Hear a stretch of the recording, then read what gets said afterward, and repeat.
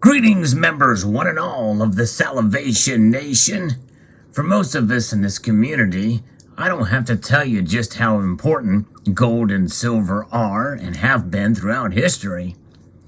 But I think there's going to be coming a time when it's going to be even more crucial that you understand the importance of gold and silver. Let's explore!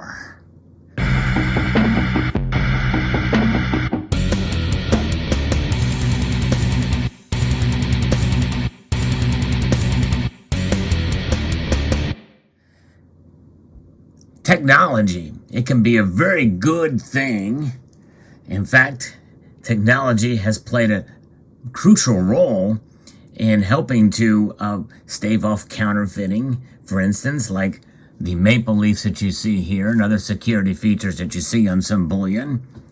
But it can also be good for many other things. In fact, you're using technology to view this video. I'm using technology to record this video. And technology has made our lives a lot easier, but can also be a very bad thing if used in the wrong hands, just like any tool. That the actual technology itself is not a bad thing, but it's where we are going with it and how it can be abused. And it's bad enough that it can be abused by bad actors in the criminal enterprises that are so prevalent around. Scams, online scams are everywhere. But it can also be utilized by nefarious actors that have no accountability whatsoever. And those bad actors are typically in the public sector. In fact, more and more we're hearing about how we cannot trust the government and we cannot trust the banking system. And there was a point in my life when I figured, you know what? Yeah, we can trust these entities. They wouldn't do us wrong. You know, they may screw things up, but it's really not like they're trying to attack us or hurt us. Well, I'm definitely not as naive these days, and that's for sure. Because I've heard that kind of talk for years, and I've always kind of scoffed at it. But nonetheless, we do, and as someone who believes that a smaller government is a better government, it is one of those things where we are moving more and more towards a larger government that has much more control. And make no mistake, that's what it's about. It is about control, for sure. And so I'm going to be talking about in this video on when gold and silver will matter the most. And of course, you can probably make a pretty good inference just on what I've already said so far as when it will matter the most. And that is when the grips of power continue to tighten around us. I'll be referencing an article here from fee.org as sent to me by a member of the community, why a digital dollar is a really bad idea. And we are heading in that direction, and that's when it's going to matter the most. Because we have seen in recent years, in fact, Bitcoin, I believe, started about 2009, and these cryptocurrencies have taken off. And even now, their prices are way, way above what I thought they would ever get to. But they've taken quite a dramatic pullback, and you don't really hear as much about them positively just because of the volatility and the price movement for most of these cryptocurrencies. And there are a lot of scams, crypto scams that are out there, and you see them infiltrate the comment section of many of our videos. We try our best to get rid of them, but they still make their way, and we have to work diligently to try to block them and get them out of here. But nonetheless, many government bureaucrats are, they're starting to see that technology and salivating, for lack of a better term, of ways to be able to utilize that technology that will work for them and for what they want to do. In a bid to get in on the action, many governments have floated the idea of a central bank digital currency. In other words, it's a government-issued cryptocurrency using blockchain or a digital ledger technology. Remember, I reported on this earlier that President Biden directed the federal government to explore the idea, and new reporting suggests that the Biden administration may soon press forward with efforts to create a so-called digital dollar. The U.S. Treasury Department will advise the federal government to press forward on work to issue this digital dollar though it should only take the final step if there's a sign-off that the government-created tokens are in the national interest, is what they say. And they also talk about in that executive order or directive that it should take into account privacy. Yeah, I don't believe it. I don't trust them for 1 minute. The question of national interest will depend on further approval of the Biden administration and potential action by Congress. Congress must approve this. At first glance, government getting in on crypto craze might sound fun or even good, but at the very least harmless. But it's actually cause for serious alarm. A central bank digital currency would have none of the benefits of cryptocurrencies like Bitcoin and serious drawbacks. Any digital currency that uses blockchain technology can technically be called a cryptocurrency, but as Bitcoin, as folks who talk about it, they explain that Bitcoin has unique properties that make it valuable, namely that it is permissionless, which means that anybody can use it and they can use it how they want. There's no control and it's decentralized, meaning there's no central authority that can control the currency. The latter part was especially important because no one can increase the supply of Bitcoin beyond its predetermined mining schedule, which is 21 million coins from what I understand. No one can arbitrarily erode its value like the U.S. government has done with the dollar through money printing. And that's why, part of the reason why it's trading in such wild fluctuations in price. A central bank digital currency would be neither permissionless nor decentralized. So most of the benefits that a cryptocurrency like Bitcoin offers wouldn't be on the table. And now people will say, well, we'll just move and just use cryptocurrencies only. We won't use their digital dollar. But the problem with the cryptocurrencies is they need exchanges and other technologies in order to really work. And you can pick and find them, ones that are supposedly secure and the like, but those can be shut down. And I would even dare say that the government can find ways to regulate and to prohibit the use of these digital currencies once they get their digital coins in effect. The digital dollar was kind of useless. That wouldn't be the end of the world, but it's worse than that. It's not just a currency, a digital version of this that's going to be out there.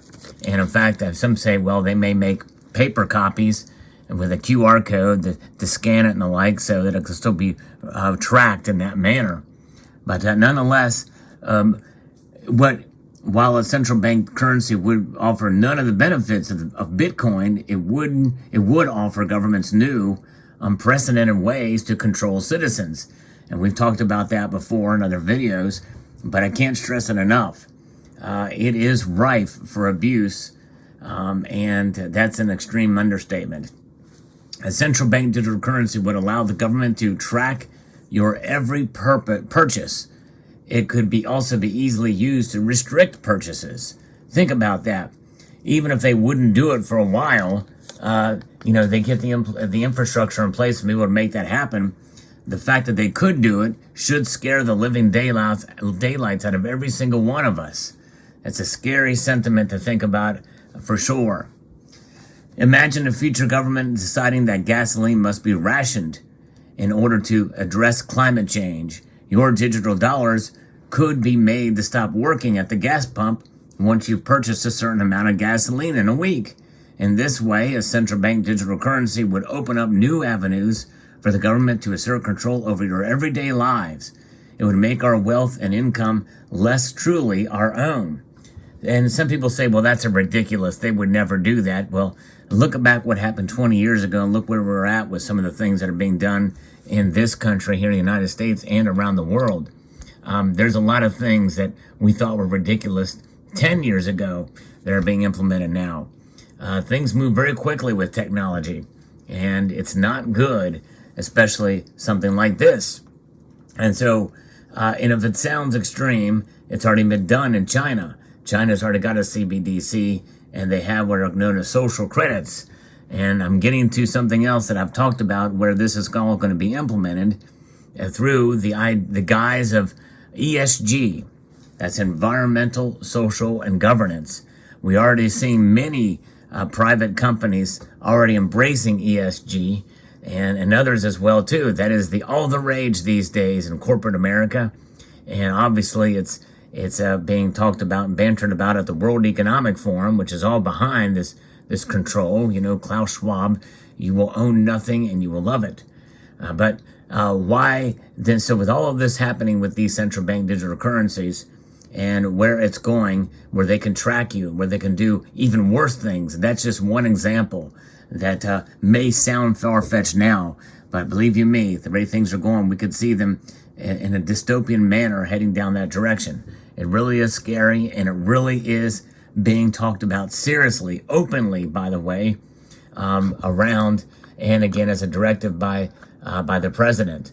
So we are heading in that direction, and it's only a matter of time before we get there, in my view, because that's where the technology is going, and that's where they want it to go, and that's going to be part of this reset that's coming.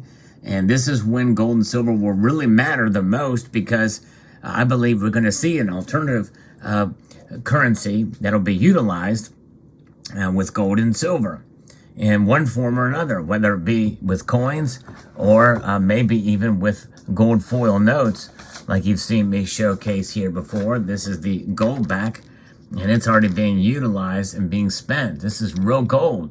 It's 1/1000th of an ounce. This is a couple of bucks worth of gold in this thing, and it can be transacted with. It can be utilized. And it can be purchased, by the way, as some people didn't realize. There are avenues to purchase these for very close to the original issue price and the price that they use, their exchange price for these. But nonetheless, gold and silver coins well established and recognized, and these are ways to be able to transact and utilize things like old constitutional silver or world silver, or spending silver is what I refer to it.